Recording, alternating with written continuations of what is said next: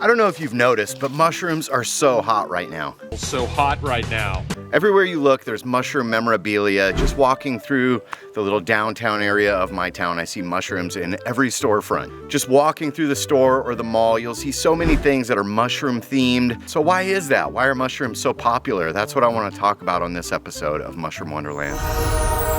Welcome to Mushroom Wonderland. There's several reasons why I think mushrooms are so popular right now. And the first one I think had something to do with COVID. That kind of forced people into their homes, which got stir crazy, got some cabin fever. People headed out into the woods and became curious about their surroundings. And there's no way you can walk through the woods and see mushrooms fruiting alongside the trail and not be a little bit curious about them. There's something magical, something mysterious. And so a lot of people took to hiking, going into the woods and camping during the pandemic, and mushrooms came onto their radar, and they discovered channels like this one, Mushroom Wonderland, which I hope you'll subscribe to. But it's also been referenced a lot in other pop culture, like in popular podcasts like Joe Rogan, TED Talks by Paul Stamets, popular movies on Netflix like Fantastic Fungi. Mushrooms have kind of hit the mainstream, and it's really caught a lot of people's attention. One thing that I've noticed while doing mushroom surveys in the forest is that everybody that walks by on the trail always stops and asks what we're doing when we're taking photos of mushrooms, and not one single person was less than excited to hear that we were studying mushrooms.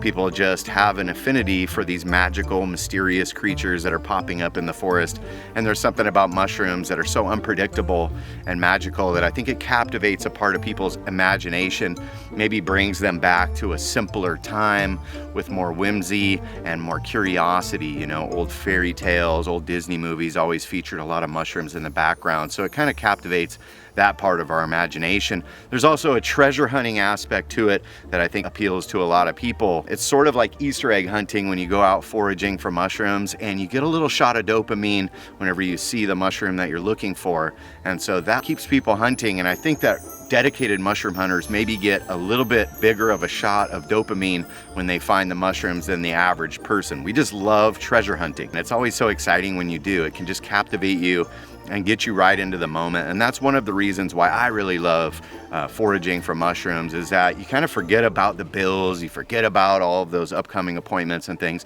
and you're just here in the moment. You're just focused on what you're doing right now. It's a natural antidepressant, being in the woods, foraging for mushrooms, and they can be really good food. Along with being really fun to forage, mushrooms can be really delicious and also really healthy for you. And society is kind of on a health kick right now, which is a good thing. And foraging for wild mushrooms can not only be fun, but you can find delicious and healthy meat replacements. So a lot of people who are vegan are replacing these fake meat alternatives with mushrooms because they contain a lot of protein. Some of them contain quite a bit of fat. Most of them contain a lot of vitamins.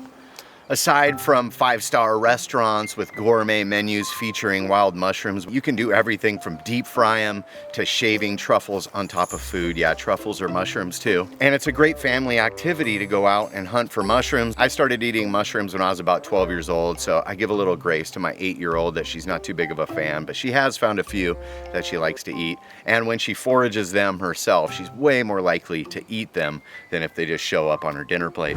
There's tons of health supplements out there for gut health, for mental clarity. You often see lion's mane, cordyceps, reishi, turkey tail is being used for cancer therapy, as well as just an all-around immuno boost and antioxidant. We certainly can't talk about the medicinal properties of mushrooms without mentioning psychedelic mushrooms, which are incredibly popular right now.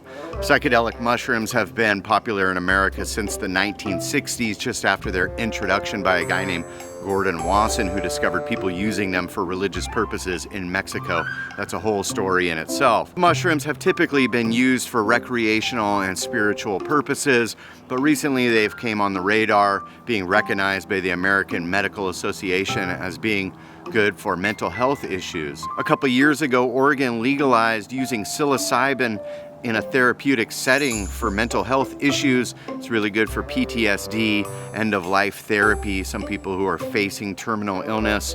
In 1972, psilocybin-containing mushrooms were made illegal by the Nixon administration, but recently more states and municipalities are turning away from that and recognizing the value of using these mushrooms medicinally. A lot of people grow gardens and then they want to kind of expand their skill set. Fungi is quite a bit different to grow, but it can be really fun and quite challenging. There are huge farms popping up all over the place, cultivating different varieties of gourmet mushrooms. And for the longest time in grocery stores, all we've seen is the agaricus button mushroom, which also is the cremini, the bellini, the portobello, the portobellini. They're all the same species of mushrooms, but more and more you're starting to see lion's mane, oyster mushrooms, and even wild varieties showing up in stores like morels and chanterelles and lobster mushrooms. A lot of people are learning to grow these for themselves, and it does take quite a bit of time and practice and even a little bit of money to get started growing mushrooms, but you can even grow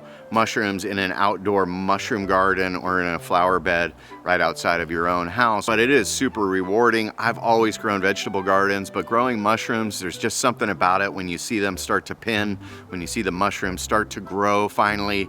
It's such an exciting moment. And so there's something about cultivating mushrooms that I think has captivated a lot of people. And there's so much information online now about growing mushrooms. It's not such a mystery. People back in the day when they discovered growing mushrooms kind of held it as a tight kept secret, but thanks to channels like this and to YouTube and other platforms that are letting people upload videos of their own, there's so much information about how to grow mushrooms. It is so rewarding and it's so fun to grow your own mushrooms and give them to your friends and cook them and dehydrate them and try different things with them. If you really want an understanding of the biological life cycle of fungi, you should grow some mushrooms that will really give you some insight into how these organisms behave, and you'll get a better understanding of how wild mushrooms grow too. There are so many other things that you can do with mushrooms in the crafting world, and maybe I'm biased because I'm in the mushroom world, but it seems to me that everybody's interested in mushrooms lately.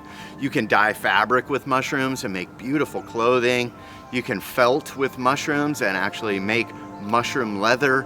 There are so many different myco products coming out, building products and packaging products made with mycelium and with actual mushrooms themselves. So there are so many different kind of side branches of the world of mushrooms that you can get into.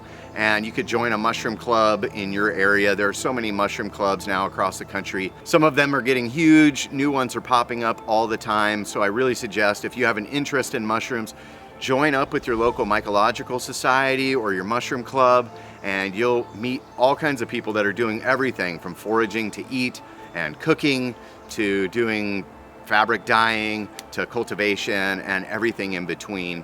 I would say the one thing that really expanded my experience and understanding of fungi has been joining a mycological society, getting really involved, showing up to all the meetings, paying attention to the speakers, taking notes. You can learn so much about mushrooms, impress all of your friends. It's such a cool deal. Another thing I've really noticed in the past 5 years are fungi festivals. They seem to be popping up everywhere. Probably a town near you is hosting a fungi festival sometime this year. So these have become increasingly popular and lots of people show up for the fungi festivals. You can learn so much about mushrooms. You can meet all the mushroom people. It's such a cool way to get out there. And that's another thing that a lot of these mycological societies are doing, are hosting these big fungi festivals. So that's kind of a new thing that is really getting popular. So go online and look for fungi festivals near you. You can just go for the weekend or maybe just for the day and try some of the food, listen to some of the speakers, and maybe it will send you on a new path of foraging for mushrooms. So I see you out there with your handbags, your bumper stickers, your mushroom coffee, and I'm excited that you have found your way into the world of mycology. Whatever brought you to this video, I hope that it gives you a deeper interest in the largest kingdom on earth, the kingdom of fungi. Make sure to subscribe to Mushroom Wonderland. Go to my website, mushroomwonderland.com, for merch and upcoming events. I also teach classes at Olympic College, so just Google Olympic College Mycology, or go to olympiccollege.edu/continuing education. If you want to learn more about psychedelic mushrooms, you can go to my Patreon at Mushroom Wonderland. Follow me on all the other social medias, and I hope to see you somewhere down the trail. Much love, everyone. Peace out.